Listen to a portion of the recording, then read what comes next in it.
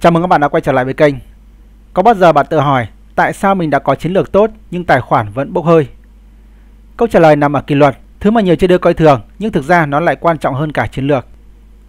Trong video hôm nay chúng ta sẽ cùng tìm hiểu vì sao kỷ luật được coi là cơ bắp tinh thần trong trading và cách bạn có thể rèn luyện nó để tồn tại lâu dài trên thị trường. Hãy cùng bắt đầu nhé.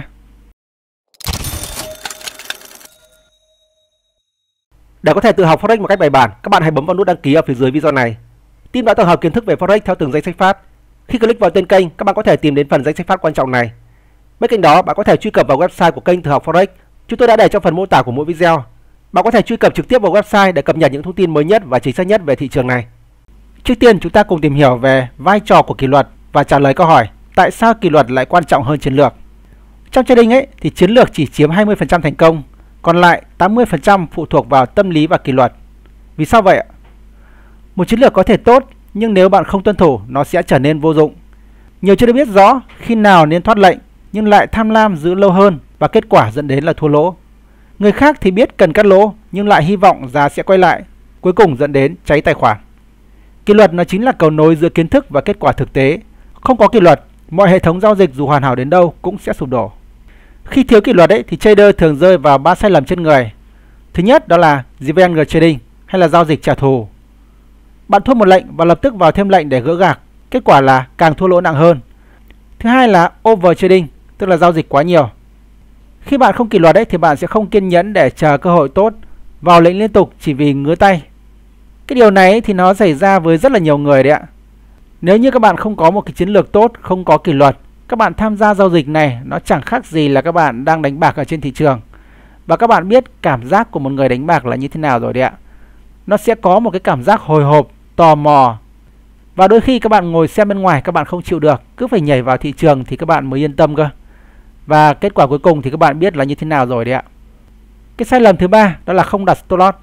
Đây nó cũng chính là sai lầm phổ biến nhất đối với các trader. Một lệnh thua nhỏ có thể trở thành thảm họa nếu bạn không giới hạn rủi ro.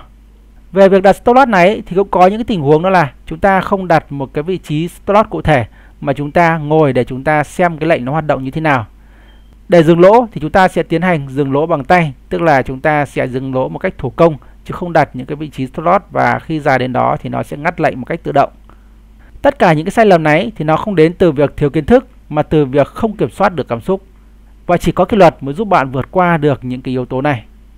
Cũng giống như tập gym để rèn luyện cơ bắp, trader cũng phải rèn luyện cơ bắp tinh thần để duy trì kỷ luật.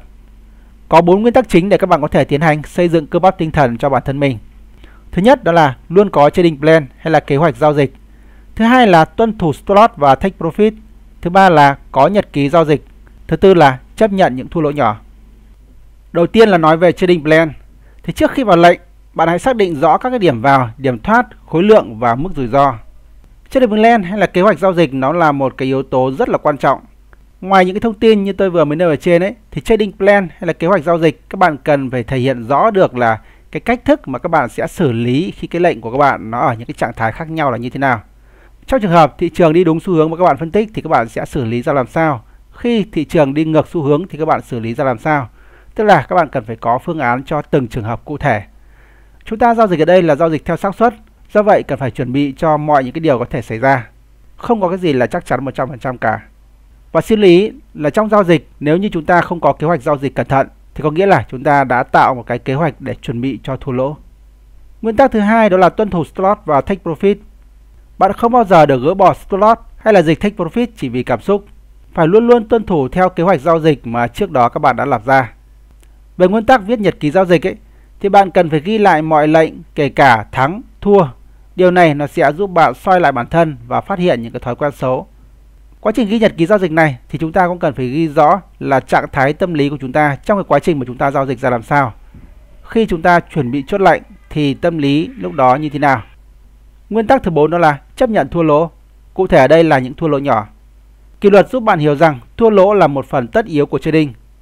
Ngay cả một trader chuyên nghiệp rất là lâu năm trên thị trường thì cái việc có những cái lệnh thua lỗ cũng là điều bình thường. Vấn đề ở đây đó là chúng ta kiểm soát cái thua lỗ đó, không để thua lỗ quá nhiều. Và khi chúng ta có những cái lệnh thắng thì tổng lại số tiền mà chúng ta thắng được nó nhiều hơn số tiền mà chúng ta đã thua. Có nghĩa là chúng ta đã chiến thắng thị trường rồi đấy ạ. Một cơ thể khỏe mạnh cần thời gian luyện tập và một trader kỷ luật cũng vậy.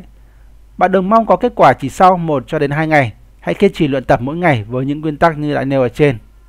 Để giúp cho các bạn rèn luyện kỷ luật được tốt hơn ấy, thì ở đây tôi nêu lên một số những cái công cụ cũng như là thói quen rèn luyện kỷ luật để các bạn có thể tham khảo. Thứ nhất đó là checklist trước khi vào lệnh. Bạn hãy luôn luôn tự hỏi xu hướng giao dịch đã rõ ràng hay là chưa, rủi ro có trong mức cho phép hay là chưa, và điều kiện để có thể thực hiện các lệnh giao dịch thì nó đã đủ hay là chưa. Nếu như chưa đủ thì bạn hãy không vào lệnh. Thế thì một cái kế hoạch giao dịch như cái phần trước tôi đã có nói với các bạn ấy ạ, thì các bạn cần phải ghi rõ một cái điều kiện đầy đủ của một cái lệnh giao dịch nó ra làm sao. Đó, thế thì khi mà các bạn đã có những cái chuẩn bị như thế rồi thì các bạn sẽ có thể biết được là trạng thái thị trường hiện tại nó đã thỏa mãn hay chưa, và các bạn có nên thực hiện các cái lệnh giao dịch hay là không. Cái mà chúng ta có thể kiểm soát được đó là chúng ta kiểm soát rằng có nên thực hiện lệnh hay không. Thế còn khi mà chúng ta đã thực hiện cái lệnh giao dịch rồi ấy, thì mọi thứ đều là do thị trường quyết định cả. Giá của sản phẩm nó đi lên hay là đi xuống thì chúng ta không thể kiểm soát được, đúng không ạ? Cái thói quen thứ hai giúp bạn rèn luyện kỷ luật đó là bạn nên giới hạn số lệnh trên một ngày. Hãy đặt ra một quy tắc, ví dụ tối đa 3 lệnh trên một ngày. Điều này sẽ giúp bạn tránh overtrading, tức là giao dịch quá mức. Và có rất là nhiều bạn ấy, khi các bạn giao dịch có thể là một vài lệnh liên tục các bạn đều chiến thắng cả. Tuy nhiên, khi các bạn đã giao dịch chiến thắng nhiều lệnh như thế rồi, các bạn lại quá tự tin vào bản thân. Tiếp theo đó các bạn lại thực hiện những cái lệnh thậm chí với khối lượng lớn hơn.